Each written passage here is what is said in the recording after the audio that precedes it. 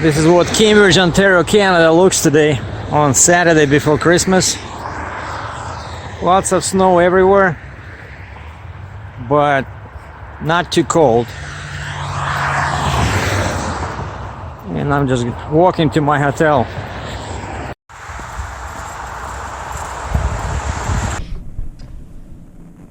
Well, this is the view from my hotel window in Cambridge, Ontario. It's another hotel over there. It's relatively warm, just above freezing, but beautiful, like the trees, you know, kind of like a Christmas fairy tale. And I talked about this before, but I wanted to go over detail because some people were still asking questions. Just go over my spec for the new truck. So it's Kenworth 2019 model, T880. So my truck will look pretty much close to this red one over here, or this one, like big tires on the front, right? But it's not gonna have the vertical exhaust, because I just don't like that, you know, fake exhaust. And to help me with the narration, I'm having some Santa Carolina Cabernet Sauvignon from, what is this, Chile? Anyway, they ran out of all small bottles. My favorite one is Fat Bastard. Like, very funny name, Fat Bastard, but it's a very nice, you know, red wine, dry, but it's tastes great. So anyway, lots of thought. Cheers. Lots of thought and hours went into this, and we started with this guy Jim, who's now the big shot in international trucks, and he used to be the salesman at Kenworth in Cambridge, Ontario. And we started when did we start? I think it was like last year. Yeah, it was like December last year. And I brought them my Mac, and they offered me 100,000 Canadian dollars for a trade-in, which was the highest out of a few dealers I went to. But it was still not enough because I owed about 85,000 Canadian to the financial company. So that 100,000 would not even cover the down payment. And so I tried to sell the Mac myself, and got exactly 2 inquiries in 1 year.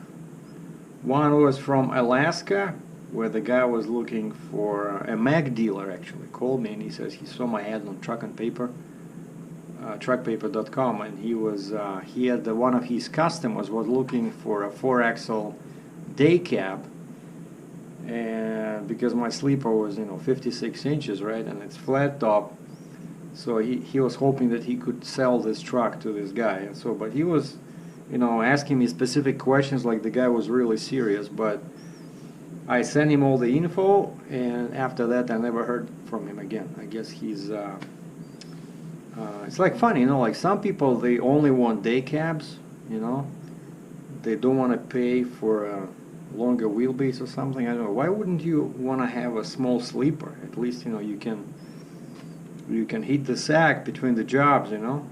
Or if you're, I just think it might be easier even to, you know, resell when you have a sleeper.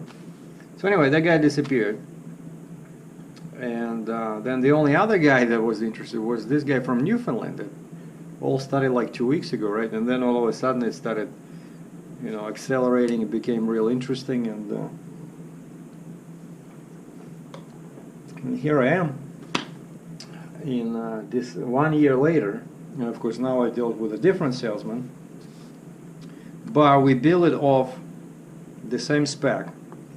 That one was ready. I went through a bunch of you know, periods where I wanted 16,000 on the front, then 18, then 20, then we were playing with a fifth wheel height, you know, slider, and then the final spec, I saved it on my computer, T800_2, which is like the second version of the 25th version. But anyway, that was like final, right? And then this guy starts buying, and I email Jim, and the email is returned, you know. And then I call and they say, no, he's no longer with us. So I said, who do I buy a truck from if I do sell this Mac, which I still didn't believe in? And this guy says, hey, I'm the only one here, so you got to deal with me. And so I said, okay, so let's do this. Just take that one spec, whatever we came up with Jim over, I don't know, we had like 4 or 5 meetings and then numerous emails, you know. It's like, because, you know, if you don't do it properly, and I never would buy a truck from the lot, like especially kind of this specialized truck, you know. But if you make a little mistake, it'll cost you a lot of money after. Like, for example, when you're choosing the axle ratio, right, whether you go with 410, 373, or 346, 348, the price of the truck is the same. You understand what I'm saying? But as soon as you roll off the lot and you discover that the ratio is wrong, it'll cost you, I don't know, 3 to 5 grand to fix that little mistake, you know. And that's why I think it's the best investment when you're buying a new truck is into research. And, you know, don't feel bad about salesmen, because that's their job. And just look at all the options, make sure that you're buying exactly what you need, and just bring down the, you know, the possible number of corrections later to a minimum, you know. But anyway, without further ado, so what we have here, first page is a vehicle summary, right? And basically it just lists the model. So T880, front axle 20,000, rear axle 46, gross combined weight 80,000. Because why 80,000? 20 plus 20, that's 40, plus 46 is 86. Why is it 80,000? Anyway, wheelbase 265, no longer true. Yeah, I did ask the guy to send me the final spec, but actually I sent it to him today, but it's, you know, nobody's working today, right?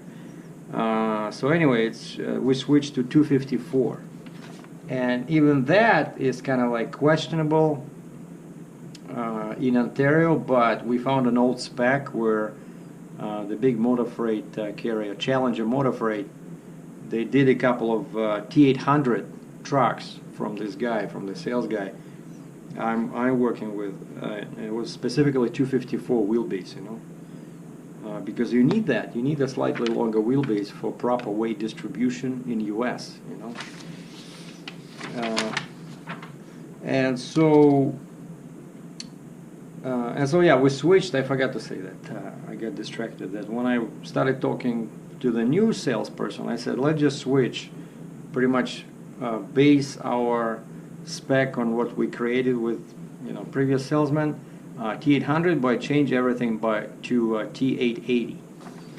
And so yeah, so it's T880, and T880 does not have a mid-size sleeper. It's either 52 inches or 76, and so of course we went with 76.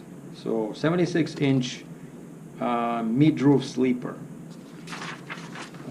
and I wanted to have 2 bunks, because, you know, maybe like my brother comes over and wants to go with me, or, you know, like sometimes people ask me how much I would charge to to teach them the heavy haul, you know. And before I had only 1 bunk, you know, and, you know, people go with you on the road, they don't want to pay a bunch of money for a hotel each night, you know. So maybe now I can make some extra money, you know. Kind of like trucking tourism. So if you want to go, if you guys and gals want to see the trucking from inside, let me know. I still have to figure out the fee, you know? Anyway, the engine of course is X15, yeah, and this is a 2019 model.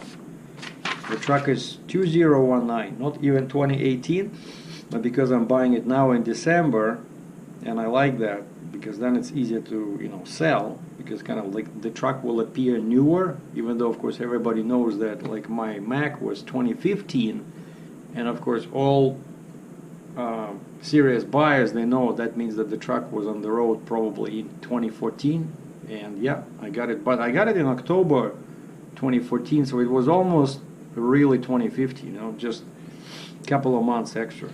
So this one is 2019, and then they changed the name of the engine, right? X15 now it's called. And there was some back and forth with the previous guy, Jim, about the horsepower. You know, he was saying, do you really need 605 horsepower? You know, you don't need it, you know, like some people say.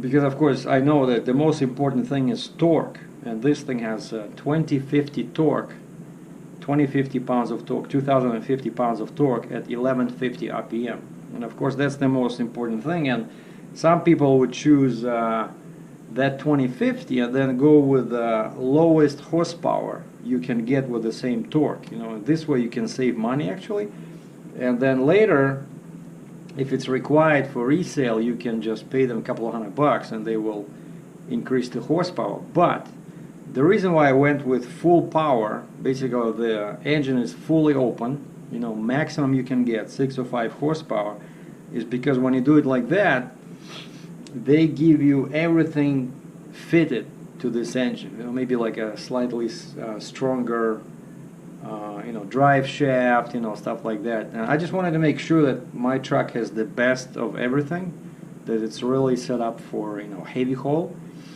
And, you know, I'm kind of like, I love power because I'm spoiled by Caterpillar on my International, even though that truck was, of course, it was junk, you know. But it was my first truck, I loved it, but the engine had so much power, you know.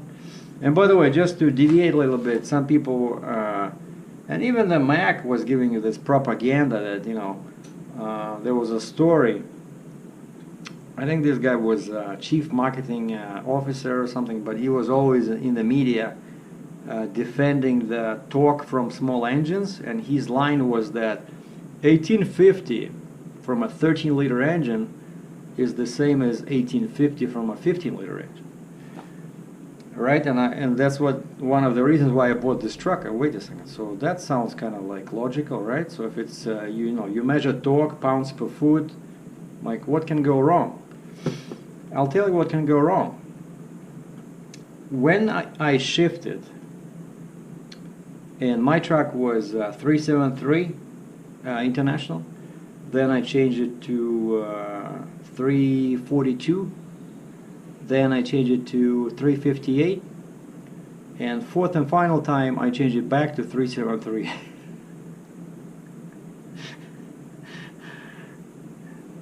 Each time it was like about $3,000 Canadian.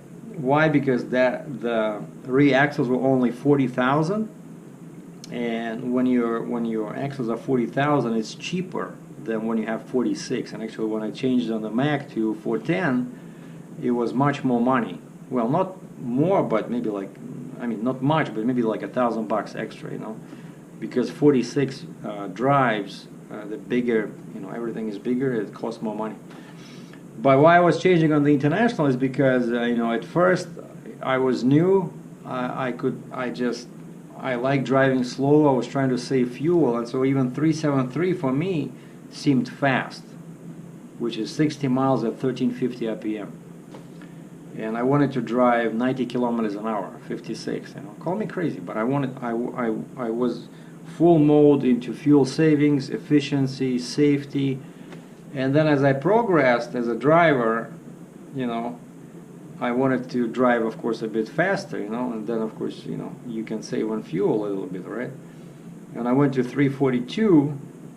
And right away I ran into problems in northern Ontario because I was driving too fast, and like the hills are like this, and so I switched to 358, and then I started doing heavy haul with the truck, when I bought a step deck trailer, I think, and I switched back to 373. But anyway, what I wanted to say is that the big difference you will find between a 15-liter engine and 13-liter is what RPM the engine pulls after you change gears. You know, let me explain. Well, first of all, cat, of course, it's a different animal altogether.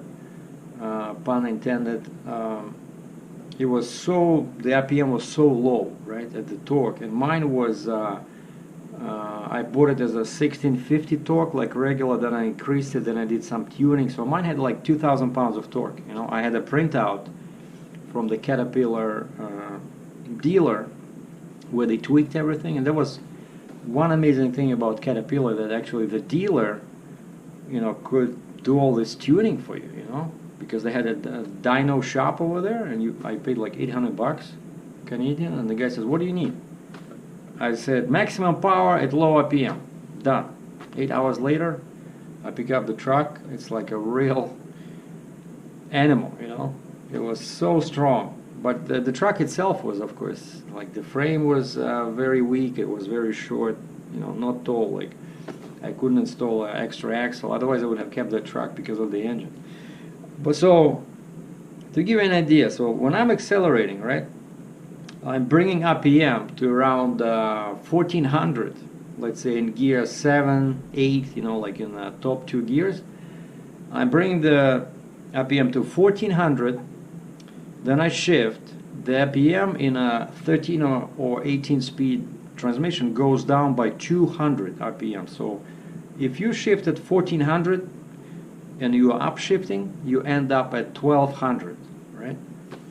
And it does not matter whether it's a small engine, big engine, it's the same thing. Like you lose 400 RPM with a 10-speed transmission, you lose 200 RPM with a 13-speed or 18-speed.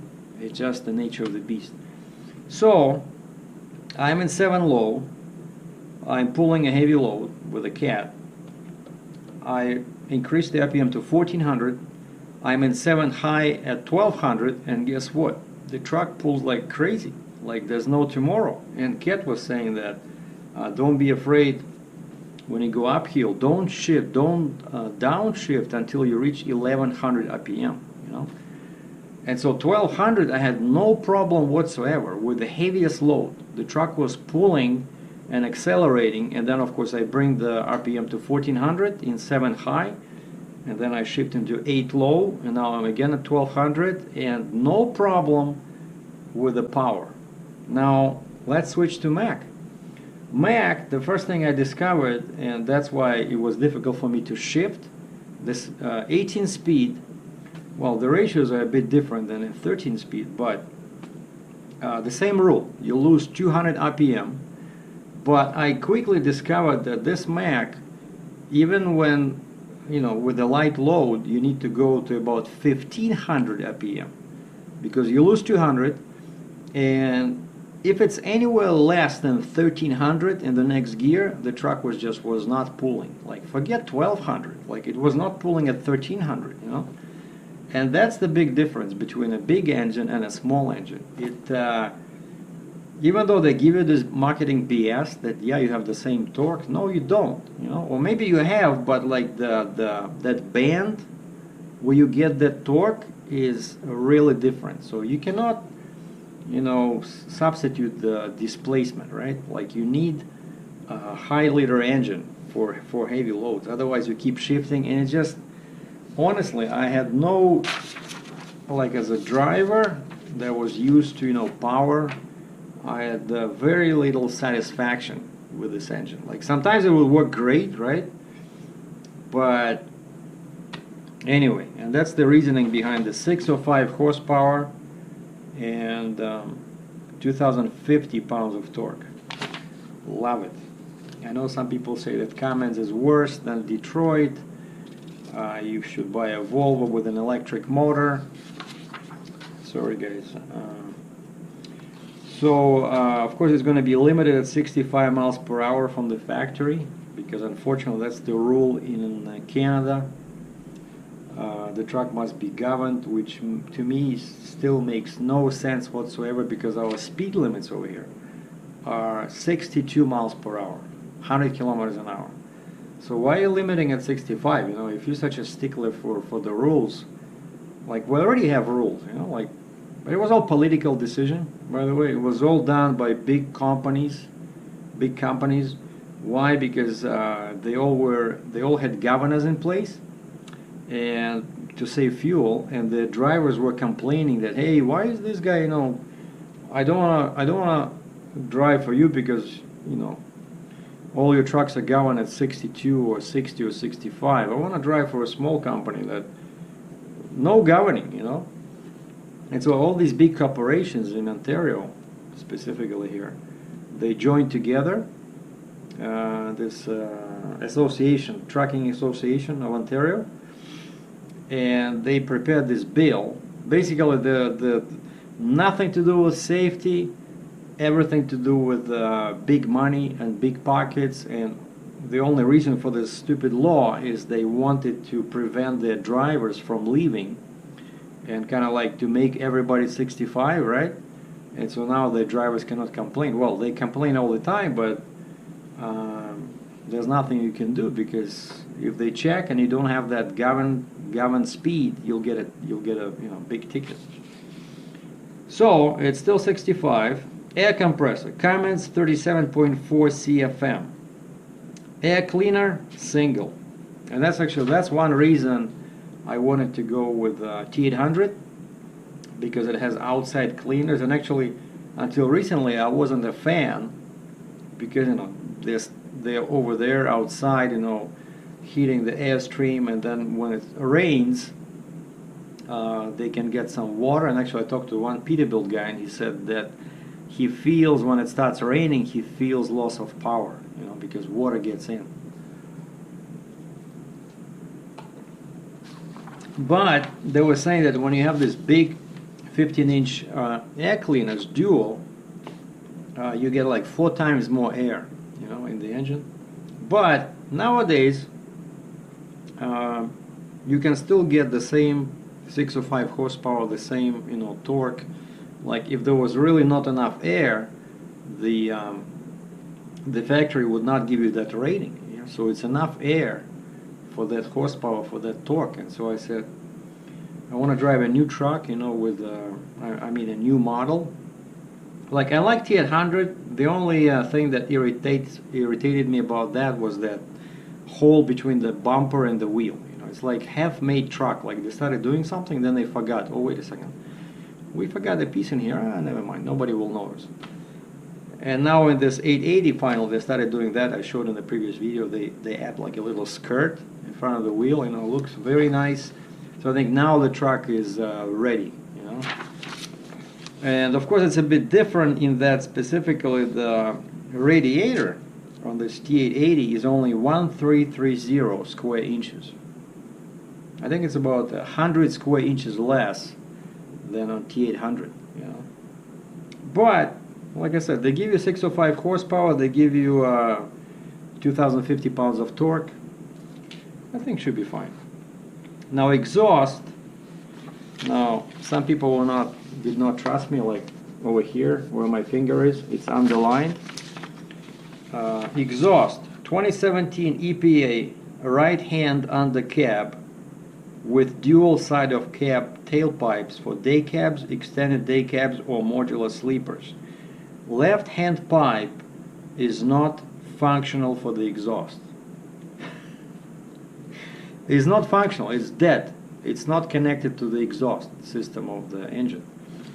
And so this is, like I said, this is not the final. The final one says horizontal single exhaust. And I know that's not what a lot of guys like, but you know, I am all for efficiency. Somehow I really like this horizontal exhaust. I had it on my Caterpillar, on the International. I had it on the Mac. I don't know. You know, like all cars. Look at all cars and pickup trucks. Who has vertical exhaust on the passenger vehicle? Nobody. You know, this is just for show. And okay, one drawback with horizontal exhaust, as I learned, is that especially if the end of the pipe is turned towards the tire. In the winter, or close to the tire, the snow starts melting, you know, and a couple of times I almost got stuck in a parking lot with that International because I didn't have like a 4x4 on the, I couldn't apply all that power, you know, I only had like a differential lock, and a couple of times I almost got stuck because the snow melted as I was warming up the engine, and then it turned into ice in there somehow, I don't know. So sometimes you can, you know, that's the only drawback. So tailpipe, okay, exhaust shield, over here, immersion block heater, 120 volt, 1500 watts with plug on the door. Oh no, only T880, T660, C500, so I guess I don't have it. Alternator, Bosch 200 amps. Batteries, 4 Packard GP31 threaded post, 2800 2920 CCA. So starter is Packard 12 volt. Transmission, over here it says FO20E318B MXP Ultra Shift, and I changed that partially because I did not get as much money for the Mac as I hoped I would, right? They cut too much to the government for the HST sales tax, and partly because some people left comments about the snow performance, and I just thought that, you know, really in Canada, in these extreme conditions, and, you know, I can go to you know, Quebec, whatever, maybe Western Canada sometimes, right? And even Northern Ontario can be really cold. And plus it's, you know, 18 speed, I'm used to it now. I had 13 before, like I said. I'm okay with shifting, and plus, you know, this is a highway truck, right? I don't do local deliveries. So once I go on the freeway, that's it. I'm in the top gear, you know. So like I always say, that these automatics are great for people that, you know, go through lights all the time or do local stuff. But for, you know, highway driving, it's not that such a big deal, especially when you have a super powerful engine. So you won't have to shift as much, you know. Okay, driveline is Dana SPL 250XL center bearing, whatever that means. PTO compatible transmission. And so yeah, I went with 18-speed Eaton manual. 14-inch Eaton Fuller high-capacity oil-to-water cooler. Okay, so front axle is Meritor MFS20, rated at 20K. Okay, so it has dual gearboxes, you know, steering boxes.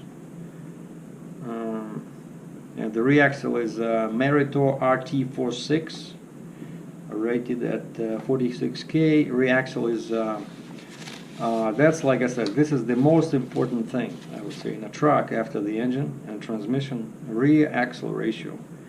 Because if you don't get it right, it'll cost you a lot of money to change it, you know. So 410.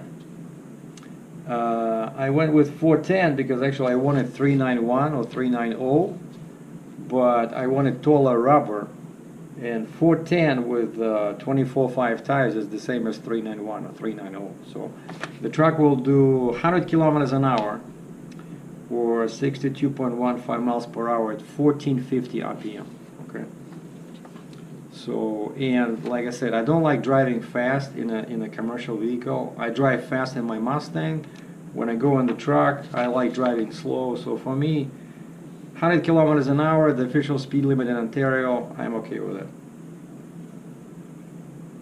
Oh, and one advantage of having 410 is that in case, you know, somebody who, maybe me or I don't know, whoever buys this truck later, if they decide that they really want 410, like the genuine 410, they can always just, you know, change wheels. You know, if you change wheels and put in 22.5 tires, Now you have real 410, you know, which is great for some super heavy loads, like, you know, 65, 70 ton RGM. Like for me, 410 is 391 actual is great. So what else interesting in here? So yeah, reaxles. And of course, all these differential locks. I got everything, interaxle drive line, so basically I can engage both axles, right? So it's like 4x4 in a pickup truck, right? Or I can lock differentials. And by the way, sorry for my haircut. I took, when I was packing stuff into boxes, when I was, you know, vacating the Mac, I found my, you know, the thing to cut my hair, and I put it in my Ford Mustang, right, which is not ready, and everything is closed. I really need a haircut. Anyway, the pusher axle is Watson Challen or Shalin 20K steerable, single tire on each side, and brakes, which reminds me that in the final spec we did change because of the savings from the transmission, just like somebody suggested. I thought it was a great idea because I saved about $6,000 Canadian on going from automatic to manual. So I asked the guy, I said, how much are disc brakes? And he said disc brakes for axle 1, 3, and 4 are $2,000, like 2,200 Canadian. So Jesus, let's do it, you know. So I still saved $4,000, you know. But why I remember this is that he said on the pusher axle you cannot have disc brakes. So basically I have disc brakes on steer axle, axle 1, drum brakes on pusher axle, axle 2, and disc brakes on axle 3 and 4, drive axles, you know.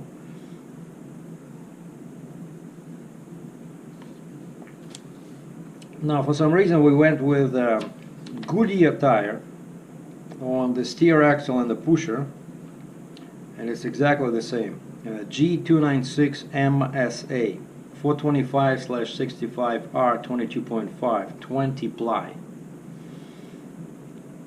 So 44.4 inches diameter, 20.6 inches static loaded radius. On the drives, we went with Bridgestone M726 ELA 11R24.5 16 ply, 20.6 inch static loaded radius. So exactly the same as the front. So the pusher is steerable, and the controls are going to be outside of the cab, just like, you know, they want. So no more adjusting the pressure from inside the cab. It has to be outside. So there'll be a gauge and control for the pressure adjustment, and the lift and, you know, and deploy button. So all wheels are aluminum, L-core 98565, 24.5, and that's why, you know, if I do decide to change the axle ratio by going to smaller tires like 22.5, I cannot just get new tires. I'd have to change the wheels because the wheels are different. So the wheels are 24.5. So all aluminum. Now next one is also important, is frame. Frame, when I did the first spec with this guy Jim, automatically as soon as he heard the words heavy haul, he put in full, you know, double frame. And I'm not such a big fan of all that extra weight, and then, you know, there's a lot of information on the internet how double frame creates corrosion, because now there's like metal, you know, two pieces of metal acting as, you know, as a conductor for electricity, right? And so then I said, let's just do inserts, you know, like partial inserts in the frame where the pusher is, where the steer axle is, like what they recommend, you know. He says, if you don't want double frame, then that's what they would do. He says just steer axle and the pusher in that area. But then you go, I was doing more research, and then I found one guy gave me a tip. He says just put fluid film, just spray, just pay them, because, you know, you have to climb under the truck. Just spray fluid film between the double frame, and then seal everything with silicone. And then he says nothing will rust over there. And so I went back with the full frame, double frame. And the rails are 10 3/4 by 3.5 by 3/8 of an inch. Anyway, front tow hook center mounted. Battery box location, left hand side. Fifth wheel, important, right? 70 ton fifth wheel. And one of the reasons why I wanted to go with the bigger tires is because my Mack was too low. You know, when you buy a trailer, the specs will tell you the gooseneck height, right? And on my Fontaine, I was wondering why I cannot go to to height number 1, like out of 5 on the gooseneck. I can hardly use number 2 only when I'm empty. And so I measured the height of my fifth wheel on the truck, and it was like just over 48 inches, and my trailer requires 50. And so that's why in this new truck I went with 25.5 tires, and the static loaded radius, when I compared, was about 1 inch taller than on 22.5, And so now it should be good. And so we left the fifth wheel the same standard height. It's just the guy put in a slider, 72-inch slider. So I can slide that fifth wheel all day long. Beautiful, By the way, it was a problem with a lot of truck makes. When you ask them for this, for the long slider, they cannot find it, they don't have it, like Freightliner, Western Stuyven. I think Kenworth was the best one when I dealt with all them, like last year in this regard. They can really give you pretty much any option you want. You want 72 inches? Fine. You want 62 slider? Fine. And then, of course, we set the bogie position, like for the fifth wheel. I said, I wanted to start from the center between the drive axles, and I want to go pretty much all the way to the pusher. He said, okay. And mud flaps, so I told them, they're going to put, they're not minimizer, they're made locally. They look a bit different, but pretty much the same principle. It's separate mud flaps, fenders. It'll be separate fenders on each axle. I think they even look a bit better because they have those chrome bands of steel on the top. But I know they're Canadian. And so that was all included in this price. Now, fuel tanks, again, another very important area for me as a Canadian trucker, because in Canada, fuel is always much more expensive than in the States. I wanted at least 300 gallons US. And again, this is the area where you will find a big difference in various brands. When I was speccing a Peterbilt truck, believe it or not, the guy couldn't give me 300 gallons unless he was going to, I forgot, like very long wheelbase, Kenworth was fine with, like especially T880, was very efficient in terms of how they use the frame. 880 is not as good, but still the guy was able to give me 177 gallons on one side and 120 gallons on the other. And why? Because Kenworth has access to 28.5 inch tanks, so they're huge, but they're short, like whereas other manufacturers they don't have this diameter. Like again, Kenworth wins in customization. So I will have 297 gallons of fuel. So I can, if I see cheap fuel somewhere in US, I can stock up and save real money. Like I said, because over here it's like $4 or $5 a gallon after you translate into US. Now DEF tank, the same as what I had on the Mac, 20.7 gallons, and of course it should be on the driver's side, driver side of the truck, because all major truck stops, that's where the DEF pump is, on the same side, right? So cab is aluminum, so lightweight, so sleeper 76 inches, S-Par, not Webasto, the heater is S-Par, bunk heater, and I asked them, they said they will do it after the truck is here, to switch from this one, Airtronic D2, they will switch to the next model. I don't know, it's like D3 or something, but the one that's like 2-in-1, which is engine heater and bunk heater, because that's what I need for Canada, you know. Because I don't know if anybody remembers one of my older videos where I went to bed in the truck, and all of a sudden I didn't check the forecast, and I didn't idle because I was very warm, comfortable with the bunk heater. And then the temperature outside went to -40°C or -40°F, and oil just froze, you know. So I really need the engine heater.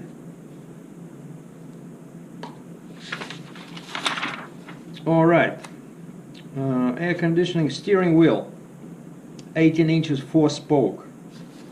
I love this. So no more metal on the steering wheel. Okay, that's for crazy people. This one just looks kind of like what you see on Peterbilt, right? So very comfortable, and it has, as you can see, it has controls, just like what they do in Volvo now. And that's one of the reasons why I wanted 880, because it's more modern than 800. You know, love it. Very important, because you know you hold that wheel 8-10 hours a day, and if I buy a truck that costs over $200,000, why do I have to go and buy the steering wheel? You know, like somebody was saying, why are you complaining about your Mac that has metal in there? Just go buy a different steering wheel. Like, why do I need to do that? You know, like, it's supposed to be a comfortable work environment, right? What's funny here is that the truck comes with 5 sets of keys. 5. Replaces 2 sets of keys. So now they give you 5 sets of keys, I guess, so that a lot of drivers lose them or something. I don't know. Now then there's, the description goes on to show you how many gauges are here, and I'm glad to see that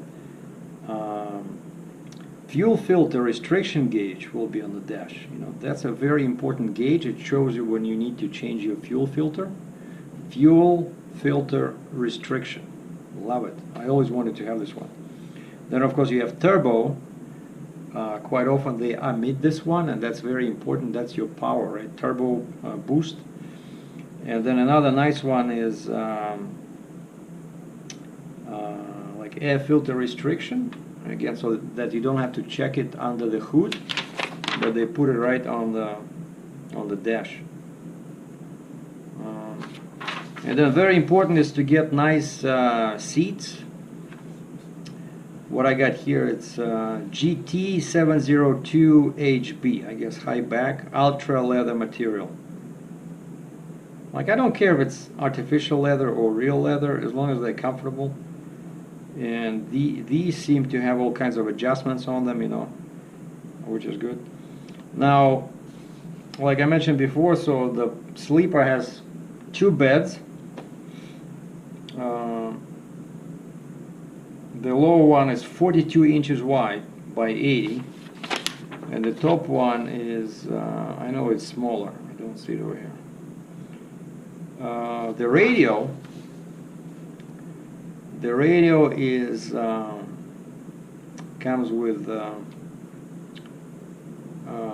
Sirius satellite, Sirius XM satellite, USB, Bluetooth, all the good stuff. And the audio system is premium level with 10-inch subwoofer. You know, The amplifier is rated to 320 watts. Wow. Well, this is better than in my car. I don't even have a subwoofer in my Ford Mustang. Now, finally, the turn signals are non-cancelable, non-canceling. I always had trouble on the Mac because at a certain position of the steering wheel, let's say when you are trying to turn and you are at an intersection and your wheels are pointed to one side, I cannot activate the turn signal. You know, it was stupid.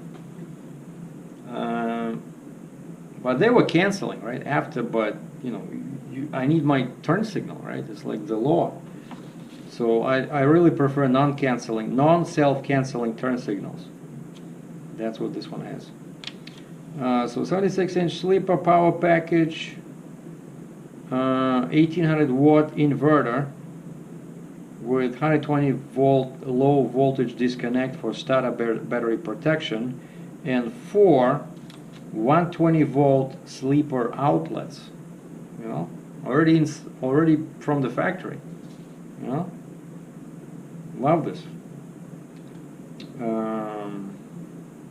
Air horns, very important. You know, you cannot do a heavy haul with a typical single air horn under the engine.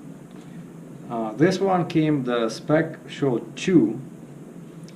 I said I need 4, and he says, you need 4? I said, man, I'm doing heavy haul.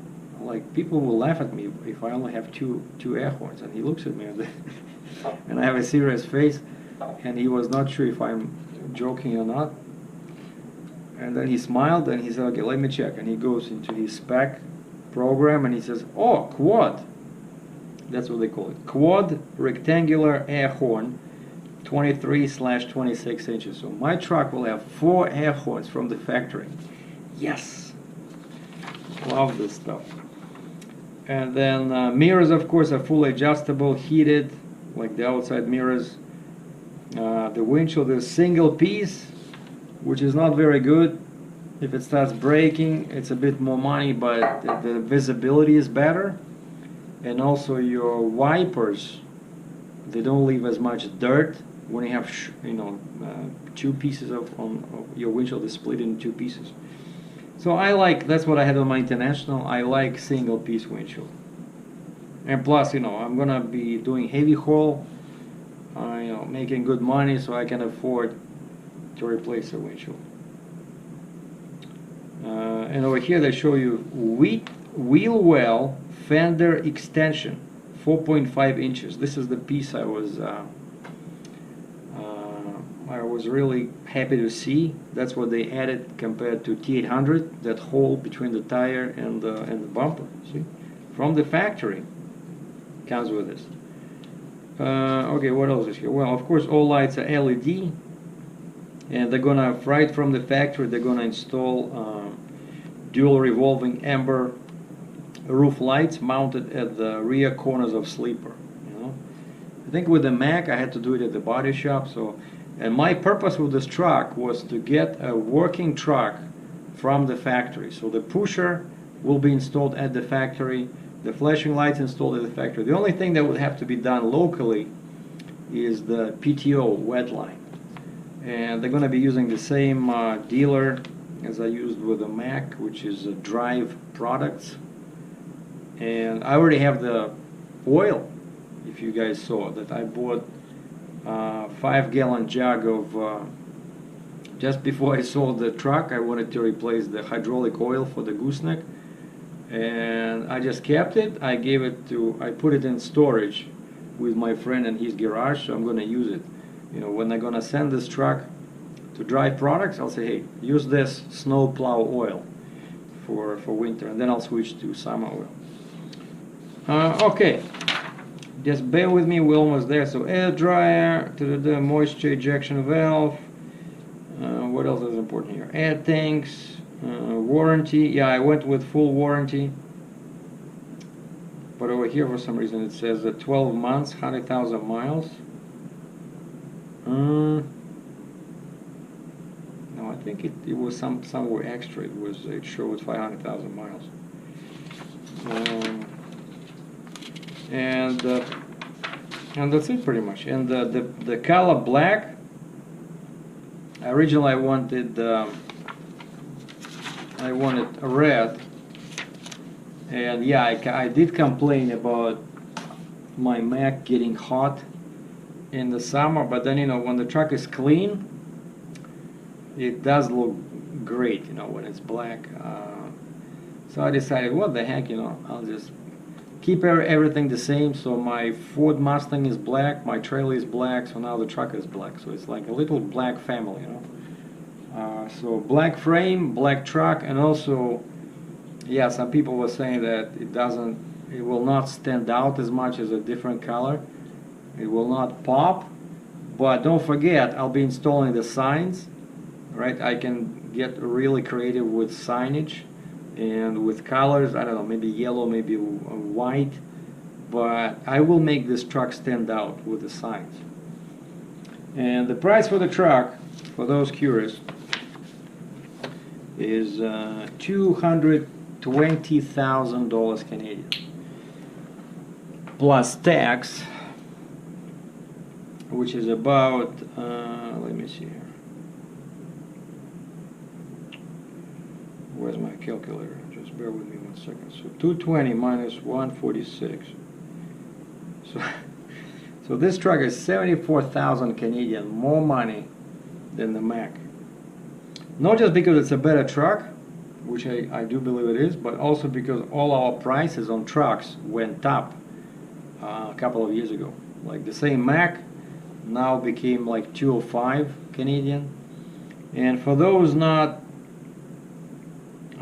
you know, kind of like math challenge people, 220, you multiply by 0.79. And as I always say, in Canada, our trucks are much cheaper. So if I was an American, I would just quit everything and run to Canada and buy a truck. But you do have to pay the sales tax, and our sales tax is 13%. And the rule is, even if you are from outside of the province of Ontario, for example, you still have to pay that, you know. But 220 Canadian, sorry. Come on, don't disappear. That's the price in US dollars for my truck, 173,000.8.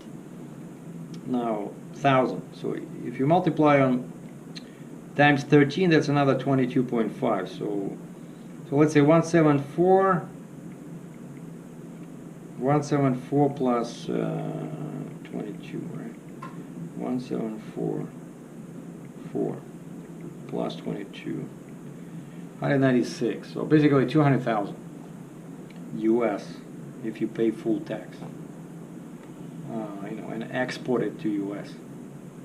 I think it's still a good deal. I'm pretty sure that in US, usually the price is the same as our price, but in US dollars. So let's say if this truck costs 220 Canadian, in the States it'll probably cost at least 220 US. You know. So I don't know, I think you can save some money. If you're American, if you're looking for a truck, there's no law that says you cannot buy a truck from a different country, except that of course you have to deal with importing the truck. And if somebody wants to go this route, I would strongly suggest that you talk to your local Kenworth dealer and let them do the importing part, like what I did with the Fontaine trailer when I did find it in Alabama on truck paper. And smart people told me, don't do it yourself, you know. So I went to my local Fontaine dealer, who charged me $500 Canadian to do all the paperwork. It was so easy, you know. He gave me the plate, everything was done, you know. So if you want to buy a truck from Canada, so go to your local dealer and see what they need in order to get your truck from here. But I think you can save some money. So unless you're in a position where you can get some credits, like for, you know, tax credits, right? Because of course when you buy from here, they're not going to give you any credits, you know. It's just the price. I think the price is lower. Anyway, so that's a detailed look at my spec for 2019 Kenworth T880 or 880 which should go in production in Chillicothe, Ohio, near Columbus, on January, let's see here, January 31st is Wednesday. So the guy said January 30th or 31st it'll go into production. It takes them a week to make it, after, you know, like all the painting and stuff like that. And then the delivery company can take up to 10 business days to bring it here. But I do believe if they maintain the current scheduling, I should see this truck here middle of February. So February 15th, the truck should be here with the pusher axle installed, and all they will need to do is install the wet line or PTO, and that can take you know, another 2-3 days, and they need to book it in advance because these wet line shops are very busy, you know, especially in winter. So thanks for watching. Captain Sergei out. More videos to come. Take care and Merry Christmas.